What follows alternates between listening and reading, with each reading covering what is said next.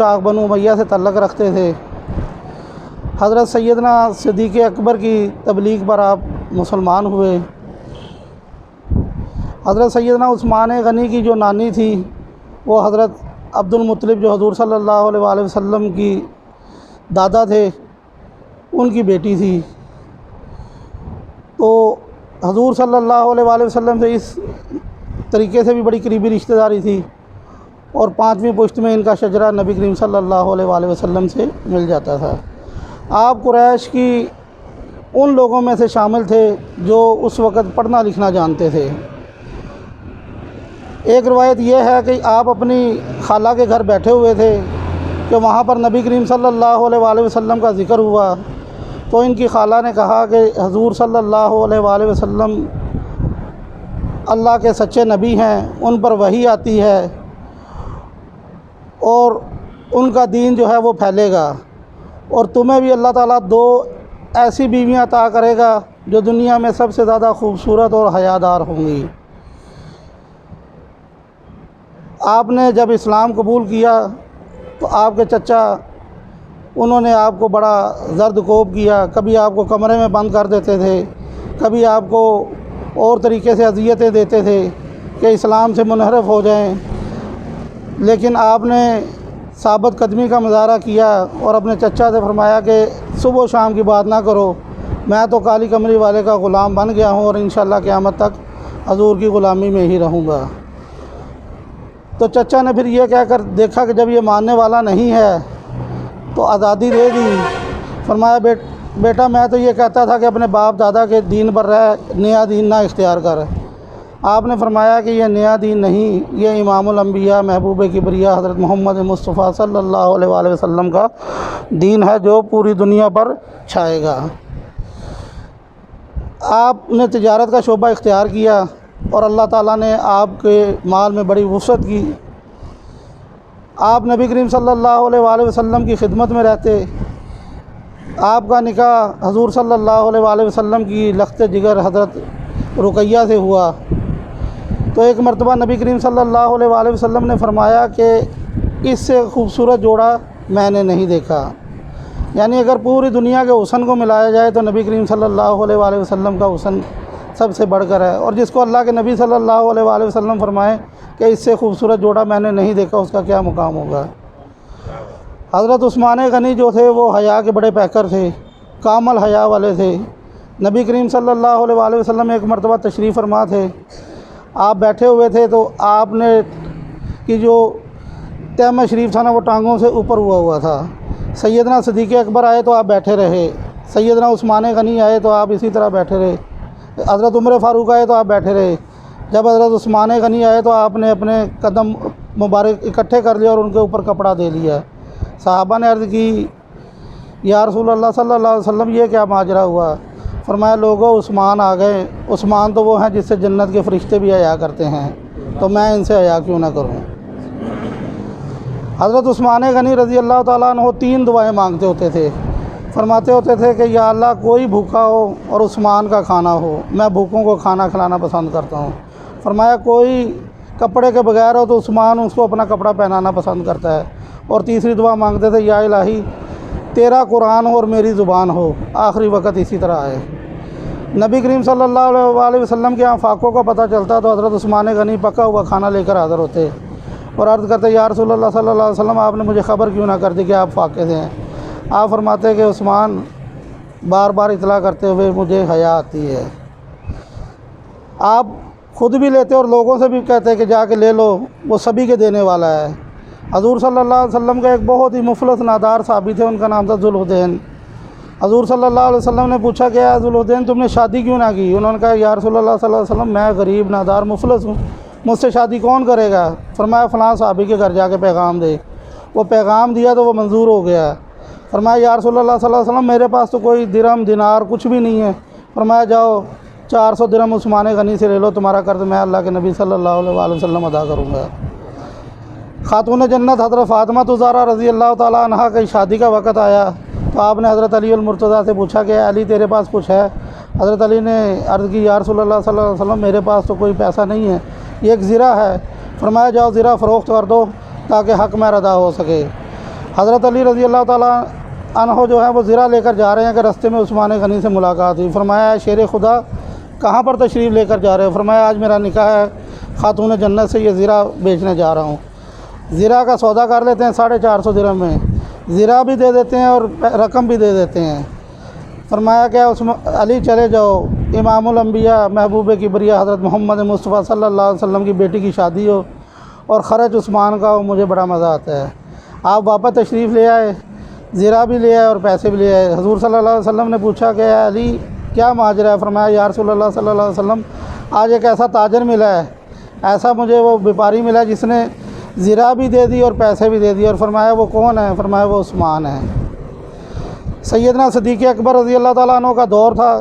ملک شام سے ایک آدمی آیا, حضرت سیدنا صدیق اکبر سے عرض کی کہ مجھے میری امداد کرو, میں مفلس ہوں, غریب ہوں. آپ نے فرمایا کہ میرے پاس تو نہیں ہے کچھ. فرمایا بیت المال سے. آپ نے فرمایا بیت المال میں بھی کچھ نہیں ہے. تو وہ کہنے لگا میں تو ملک شام سے آیا ہوں. آپ نے فرمایا کہ عثمان غنی کے پاس چلے جا. اس نے کہا کوئی رکا لکھ کے دے دو. آپ نے فرمایا چلے جاؤ, انہیں بتاؤ کہ میں کالی کملی والے کا غلام ہوں.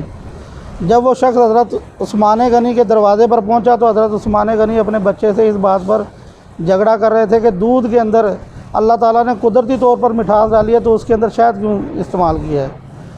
تو وہ شخص بڑا حیران ہوا کہ مجھے اس شخص کے پاس بھیجا جو اپنے بچے کو دودھ کے اندر شہد نہیں ڈالنے دے رہا ہے. تو تھوڑی دیر بعد حضرت عثمان غنی باہر آئے ہیں, اس سے معذرت کی. اب اس کو جو سب سے پہلا پیش کیا وہ دودھ کے اندر شہد ڈال کے اس کو پیش کیا ہے. پھر کھجور کا حلوہ اس کو پیش کیا ہے. پھر غلام کو بھیجا کہ جاؤ 2 اونٹ لے کر آؤ, ایک پر اشرفیاں تھیں اور دوسرے پر کپڑے اور دوسری ضروریات کی چیزیں تھیں. تو اس شخص نے کہا جی میں اب ملک شام سے اونٹ واپس کرنے آؤں گا. فرمایا اونٹ بھی تیرا اور یہ مال و اسباب بھی تیرا ہے. فرمایا جو ہم نے اختیار کیا وہ ہماری سادگی ہے اور جو یہ دیا یہ ہماری سخاوت ہے. تو آپ یعنی اتنے سخی تھے. اسی طرح مدینہ شریف میں ایک مرتبہ قحط پڑ گیا. مدینہ کے لوگ آئے, انہوں نے کہا جی عثمان اپنا غلہ تک فروخت کر. فرمایا تو بتاؤ کیا قیمت دیتے ہو؟ انہوں نے کہا 10 کے مال کے 11 دے دیں گے, 12 دے دیں گے. آپ نے فرمایا مجھے زیادہ ملتا ہے. انہوں نے کہا 13 دے دیں گے. آپ نے فرمایا نہیں مجھے اس سے زیادہ ملتا ہے. انہوں نے کہا وہ زیادہ دینے والا کون ہے؟ آپ نے فرمایا کہ لوگوں گواہ جو اللہ تعالیٰ فرماتا ہے کہ میں 1 کے مال کے 10 دنیا میں اور 70 آخرت میں دوں گا. تو میں نے یہ سارا غلہ جو ہے نا وہ تقسیم کر دیا, فری لے جاؤ. غزوہ تبوک کا وقت آیا ہے. حضور صلی اللہ علیہ وسلم نے اعلان کیا کہ کون ہے جو میں محمد رسول اللہ صلی اللہ علیہ وسلم دشمن کے علاقے میں جا کر جنگ کرنی ہے. مسلمان جو غریب ہیں اس وقت ان کے پاس مال و اسباب نہیں ہے. حضرت عثمان غنی اٹھے, فرمایا یا رسول اللہ صلی اللہ علیہ وسلم عثمان 100 اونٹ بمہ غلے کے دیتا ہے. آپ نے فرمایا دوبارہ اعلان کیا. حضرت عثمان غنی پھر اٹھے, فرمایا یا رسول اللہ صلی اللہ علیہ وسلم عثمان 200 اونٹ بمہ غلہ اور اسباب کے دیتا ہے. آپ نے تیسری مرتبہ اعلان کیا تو حضرت عثمان غنی پھر اٹھے, فرمایا یا رسول اللہ صلی اللہ علیہ وسلم عثمان 300 اونٹ بمہ غلے اور اسباب کے دیتا ہے. آپ نے فرمایا عثمان بیٹھ جا, کسی اور کو بھی بولنے دے. یعنی اس غزوے میں آپ نے 900 اونٹ اور باقی گھوڑے اور پتہ نہیں کیا کوئی دیا ہے. اور پھر 30,000 کا لشکر تھا, 1/3 لشکر کا خرچہ اپنے ذمہ لے لیا ہے. سرکار نے فرمایا کہ عثمان تیرا آج کے بعد کوئی بھی عمل ایسا نہیں ہے جو تجھے جنت میں جانے سے نہ روکے. مسلمان جب مدینہ شریف گئے تو ایک کنواں تھا جس کا میٹھا پانی تھا, جس کو بیری روما کہتے ہیں, وہ ایک یہودی کی ملکیت میں تھا اور وہ مسلمانوں کو بڑے مہنگے داموں پانی دیتا تھا.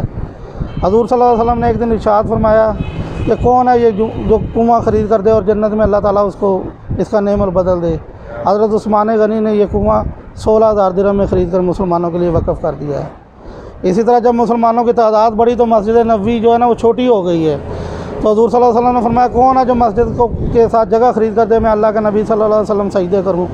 حضرت عثمان غنی نے فرمایا یا رسول اللہ صلی اللہ علیہ وسلم آپ چندہ نہ اکٹھا کریں. آپ نے مسجد کے ساتھ کئی ملحقہ گھر جو خرید کر مسجد میں کے لیے وقف کر دیے. یعنی آپ اتنے بڑے سخی اور اتنے جلیل القدر تھے کہ جس وقت غزوہ بدر لڑا جا رہا تھا, حضور صلی اللہ علیہ وسلم بدر کے میدان کی طرف جا رہے تھے تو حضرت عثمان غنی کی جو بیوی ام رقیہ جو تھی, جو حضور صلی اللہ علیہ وسلم کی لخت جگر تھی, وہ شدید بیمار تھی. آپ کو حضور صلی اللہ علیہ وسلم نے ان کے لیے چھوڑ دیا. جس وقت حضرت زید بن حارثہ رضی اللہ تعالیٰ عنہ بدر کی فتح کا پیغام لے کر مدینہ شریف آئے تو اس وقت حضرت رقیہ کا جنازہ پڑھایا جا رہا تھا. حضرت رقیہ کے بعد حضور صلی اللہ علیہ وسلم نے حضرت ام کلثوم کا نکاح یہ کہہ کر حضرت عثمان سے کیا کہ عثمان ام کلثوم کا نکاح اللہ نے تیرے ساتھ کر دیا ہے. جب نکاح میں آنے والی کلثوم کا بھی وصال ہو گیا تو حضرت عثمان غنی مسجد نبوی کے سین میں لیٹے ہوئے رو رہے تھے کہ حضور صلی اللہ علیہ وسلم کی نظر پڑی۔ فرمایا عثمان کیا بات ہے؟ فرمایا یا رسول اللہ صلی اللہ علیہ وسلم آپ کے ساتھ میری رشتہ داری تھی، آپ کی بیٹیاں وصال فرما گئی، میرا رشتہ ختم ہو گیا۔ حضور صلی اللہ علیہ وسلم نے فرمایا کہ عثمان لوگوں کے رشتے ختم ہو جائیں گے لیکن تیرا اور میرا قیامت تک رشتہ اسی طرح قائم رہے گا۔ اگر میرے 40 بیٹیاں ہوتی، ایک ایک کر کے تیرے نکاح میں دیتا جاتا، یہاں تک کہ 40 کی 40 جو ہے نا وہ تیرے نکاح میں دے دیتا، تیرا رونا مجھ سے نہیں دیکھا جاتا۔ یعنی ان کا مقام کتنا بلند ہے، حضور صلی اللہ علیہ وسلم کی نظر میں کتنا ان کا مقام ہے۔ آپ نے جب حضرت رقیہ کے ساتھ پہلے ہجرت کی حبشہ کی طرف، آپ حضور صلی اللہ علیہ وسلم نے فرمایا کہ حضرت لوط علیہ السلام کے بعد عثمان غنی واحد ہیں جنہوں نے اپنی بیوی کے ساتھ اللہ تعالیٰ کی راہ میں ہجرت کی ہے۔ پھر آپ نے مدینہ کی طرف ہجرت کی۔ حضور صلی اللہ علیہ وسلم نے خواب دیکھا کہ آپ عمرہ کر رہے ہیں، تو آپ نے 1400 صحابہ کو ساتھ لیا اور مکہ کی طرف چل پڑے۔ حدیبیہ کے مقام پر جو ہے نا آپ نے پڑاؤ کیا تو مکہ کے کافروں نے یہ کہا کہ ہم مسلمانوں کو نا مکہ میں نہیں داخل ہونے دیں گے۔ حضور صلی اللہ علیہ وسلم نے حضرت عثمان غنی کو اپنا سفیر بنا کر مکہ والوں کے پاس بھیجا کہ جا کر ان سے مذاکرات کریں کہ ہم نے صرف عمرہ کرنا ہے اور ہمارا کوئی ارادہ نہیں ہے۔ حضرت عثمان غنی گئے تو مکہ کے سرداروں نے کہا کہ ہم حضور صلی اللہ علیہ وسلم کو عمرہ نہیں کرنے دیں گے، آپ اگر چاہتے ہیں تو عمرہ کر لیں۔ تو حضرت عثمان غنی نے فرمایا کہ عثمان اپنے محبوب کے بغیر عمرہ نہیں کرے گا۔ تو مکہ کے سرداروں نے حضرت عثمان غنی کو وہاں پر روک لیا، تو یہ خبر حضور صلی اللہ علیہ وسلم تک پہنچی کہ عثمان غنی کو شہید کر دیا گیا۔ تو اللہ کے نبی صلی اللہ علیہ وسلم نے اسی وقت 1400 صحابہ سے موت کی بیعت لی۔ آپ ایک ایک صحابی کے ہاتھ میں ہاتھ رکھتے تھے، فرماتے تھے کہ جب تک تیری جان میں جان ہے خون عثمان کے لیے لڑتے رہنا یہاں تک کہ تم شہید ہو جاؤ۔ فرمایا مکہ والوں، عثمان میرا سفیر تھا اور میرا بہت پیارا تھا۔ آپ نے یعنی وہیں پہ لشکر کو ترتیب دیا، یہ نہیں کیا کہ مدینہ واپس جا کے وہاں سے لشکر لے کے جائیں۔ فرمایا یہ 3000 بند جو ہے نا 1500 بندہ جو ہے نا 1400 یہی جو ہے نا کافی ہے عثمان کا بدلہ لینے کے لیے۔ آپ نے اپنا ہاتھ بلند کیا، فرمایا لوگو یہ میرا ہاتھ ہے۔ دوسرا ہاتھ بلند کیا، فرمایا لوگو یہ عثمان کا ہاتھ ہے، اس بیعت میں ہے میں عثمان کو بھی شامل کرتا ہوں۔ ٹھیک ہے۔ فوراً جبریل امین آگے فرمایا کہ یا رسول اللہ صلی اللہ علیہ وسلم وہ آپ کا ہاتھ نہیں، اللہ تعالیٰ فرماتا ہے وہ میرا ہاتھ ہے، اس بیعت میں بھی شامل ہوں۔ قرآن کریم نے اس کو پھر فتح المبین قرار دیا ہے۔ ابھی یہ تیاری ہو رہی تھی کہ حضرت عثمان غنی آ گئے تو نبی کریم صلی اللہ علیہ وسلم ان کو دیکھ کر اتنا مسکرائے کہ آپ کے دندان مبارک نظر آنے لگ گئے۔ حضور صلی اللہ علیہ وسلم ایک مرتبہ احد پہاڑ پر موجود تھے، آپ کے ساتھ سیدنا صدیق اکبر تھے، حضرت عثمان غنی تھے۔ احد پہاڑ میں زلزلہ آیا، پہاڑ جھومنے لگا تو امام الانبیاء محبوب کبریا حضرت محمد مصطفیٰ صلی اللہ علیہ وسلم نے پہاڑ پر قدم مبارک اپنا دے مارا، فرمایا پہاڑ رک جا، تجھ پر ایک نبی، ایک صدیق اور ایک شہید موجود ہے۔ اسی طرح ایک اور مقام پر آپ کے ساتھ حضرت علی رضی اللہ تعالیٰ عنہ بھی موجود تھے، تو حضور نے فرمایا کہ اے پہاڑ رک جا، تجھ پر ایک نبی اور 2 شہید موجود ہیں، یعنی آپ نے ان کو شہادت کی پہلے ہی خبر دے دی۔ حضرت سیدنا عمر فاروق کی شہادت کے بعد ایک 6 رکنی حضرت عمر فاروق نے کمیٹی بنائی، اس کمیٹی نے متفقہ طور پر آپ کو امیر المومنین منتخب کیا۔ آپ نہایت ہی نرم مزاج کے تھے۔ آپ کا ابتدائی دور حکومت تو بہت شاندار گزرا، بعد میں سازشیں ہونے لگ گئی، آپ کی نرمی کا لوگوں نے فائدہ اٹھایا۔ اس فائدے کا یہ عالم ہوا کہ جب مسلمان حج کی نیت سے مکہ شریف پہنچے تو وہ بلوائی لوگ جو نا وہ مدینے میں آ گئے، انہوں نے آ کر مدینے میں گھیراؤ کر لیا۔ اب حضرت عبداللہ ابن عباس رضی اللہ تعالیٰ عنہ کو آپ نے فرمایا کہ میں نے تمہیں امیر حج بنایا ہے اور تم چلے جاؤ۔ حضرت علی رضی اللہ تعالیٰ عنہ، حضرت زبیر رضی اللہ تعالیٰ عنہ، حضرت طلحہ رضی اللہ تعالیٰ عنہ نے اجازت مانگی کہ ان کا مقابلہ کیا جائے، تو آپ نے فرمایا کہ میں مدینے میں خون ریزی کو نہیں پسند کرتا، میری وجہ سے مدینے میں خون ریزی نہیں ہونی چاہیے۔ حضرت امیر معاویہ آئے، فرمایا عثمان تمہاری جان جو ہے نا میں خطرے میں دیکھتا ہوں، مدینہ شریف چھوڑ کر شام آ جاؤ۔ آپ نے فرمایا کہ معاویہ مدینہ چھوڑ کر شام کون آتا ہے؟ تو انہوں نے کہا پھر اپنی جان کی حفاظت کے لیے کوئی حفاظتی دستہ رکھ لو۔ تو حضرت عثمان غنی نے وہ جواب دیا، امیر المومنین 23 لاکھ مربع میل کا حاکم، نبی کریم صلی اللہ علیہ وسلم کا دوہرا داماد ہے اور اتنا بڑا سخی، وہ کہتا ہے کہ عثمان کے پاس جو کچھ تھا وہ سب اللہ کی راہ میں قربان کر دیا۔ آج عثمان یہ نہیں کر سکتا کہ جان کی حفاظت اپنی کرائے اور تنخواہ اس کو بیت المال سے دے، کل قیامت والے دن اللہ کے نبی صلی اللہ علیہ وسلم کے سامنے کیا جواب دیں گے؟ ان بلوائیوں نے گھیراؤ کر لیا آپ کے گھر کا، محاصرہ ہوتا گیا۔ حضرت امام حسن، حضرت امام حسین، حضرت عبداللہ ابن عمر، جلیل القدر صحابہ کرام جو ان کے گھر کا پہرا دے رہے تھے۔ حضرت علی ایک دن اپنے گھر سے نکلے، آپ نے امامہ شریف باندھا ہوا، تلوار ہاتھ میں لی ہوئی، فرمایا عثمان ہمیں ان کا مقابلہ کرنے دیں۔ آپ نے فرمایا میں نے مدینہ میں خون ریزی نہیں ہونے دینی۔ ایک دن آپ نے پھر اپنے گھر سے منہ باہر نکالا، فرمایا کہ حضرت علی موجود ہیں، عبداللہ بن سلام موجود ہیں، فرمایا لوگوں بتاؤ یہ بیر رومہ کس نے خرید کر دیا؟ سب نے فرمایا آپ نے خرید۔ فرمایا آج میں اور میرے بچے اس کا پانی نہیں پی سکتے۔ فرمایا لوگوں یہ مسجد نبوی کی زمین کس نے لے کے دی تھی؟ سب نے فرمایا آپ نے۔ فرمایا پھر آج میں اس میں سجدہ نہیں کر سکتا۔ آپ نے فرمایا کہ لوگوں میرے قتل کی افواہ سن کے اللہ کے نبی صلی اللہ علیہ وسلم نے وہیں پر لوگوں سے موت کی بیعت لی، آج تم مجھے اس شہر میں مجھے قتل کرنا چاہتے ہو۔ پھر فرمایا کہ اگر مجھے تم قتل کرو گے تو کبھی ایک امام کے پیچھے نماز نہیں پڑھو گے، تم میں فتنے برپا ہو جائیں گے۔ اور حضرت عبداللہ بن سلام نے فرمایا تھا اگر کسی صحابی کو اس طرح بے گناہ قتل کیا جائے تو 80,000 لوگ جو ہے نا بے گناہ قتل ہوں گے، اور اس کے بعد ہوا پھر یہ قتل و غارت ہوا ہے۔ تو حضرت عثمان غنی نے اپنی بیوی سے فرمایا، حضرت نائلہ سے، کہ ایک میں نے نا پاجامہ سلوا کر رکھا تو وہ میں نے پہنا نہیں ہے، وہ مجھے آج دے دیں۔ بیوی نے فرمایا کیا بات ہوئی؟ فرمایا میں نے روزہ رکھا ہوا اور خواب میں نبی اکرم نور مجسم احمد مجتبی حضرت محمد مصطفیٰ صلی اللہ علیہ وسلم کی زیارت ہوئی۔ سرکار نے فرمایا کہ عثمان میرے بعد تجھے بہت تکلیف دی گئی ہے، آج کا روزہ اکٹھے افطار کریں گے۔ تو فرمایا آج میرا یوم شہادت ہے، پتہ نہیں ہے مجھے کہ جب شہید کریں گے تو میری شرمگاہ پر کسی کی نظر نہ پڑ جائے، تو مجھے وہ پاجامہ دے دیں۔ کہ حضرت عثمان غنی کا کیا مقام ہے کہ مرتے وقت بھی اپنی شرمگاہ کی حفاظت کر رہے ہیں۔ تو آپ نے وہ پاجامہ پہنا اور قرآن کریم کی تلاوت کرنی شروع کر دی۔ وہ بدبختوں نے گھر سے کے پچھلی طرف سے جب داخل ہوئے ہیں تو ایک شخص اس نے آپ کی داڑھی مبارک پکڑ لی، اب میں اس کا نام تو نہیں لینا چاہتا۔ تو آپ نے بڑی نرمی سے فرمایا کہ بیٹا اگر تیرا باپ تجھے اس طرح دیکھ لیتا تو وہ تیرے ساتھ ساری زندگی گفتگو نہ کرتا۔ دوسرے بدبخت نے آ کر اسی طرح تلوار چلائی تو وہ آپ کی بیوی حضرت نائلہ کی انگلیاں 3 کٹ گئی۔ آپ کے منہ سے بد دعا نکلی کہ ظالم تیرے ہاتھ پاؤں ٹوٹ جائیں اور تو جہنم میں جائے، میری عزت پہ ہاتھ نہ اٹھاتا۔ آپ کو شہید کر دیا گیا۔ شہید کرنے کے بعد 3 دن تک آپ کا جنازہ وہاں پر پڑا رہا، یعنی 3 دن تک آپ کو دفن کرنے کی اجازت نہ دی گئی۔ یعنی کتنی مظلوم آپ کی شہادت ہے کہ وقت کا حاکم، ٹھیک ہے، اس کو شہید کر کے اس کا جنازہ نہیں پڑھنے دے رہے۔ حضرت علی رضی اللہ تعالیٰ عنہ، حضرت زبیر بن عوام اور حضرت طلحہ جو ہے نا مذاکرات کر رہے ہیں، بالآخر ام المومنین حضرت ام حبیبہ نے فرمایا کہ یا تو میرے داماد کے کفن دفن کا انتظام کرو ورنہ مجھے حرم نبوی سے باہر آنا پڑے گا۔ اب آپ اندازہ لگائیں کہ اتنا جلیل القدر صحابی، اس کا جنازہ نکل رہا ہے، مدینہ شریف کی گلیوں سے جنازہ جا رہا، جنازہ پڑھنے والے 18 آدمی ہیں ٹوٹل۔ آپ کو جنت البقیع کے ساتھ ایک پلاٹ باغ تھا، اس میں دفن کیا گیا، اب وہ جنت البقیع کا ہی حصہ ہے۔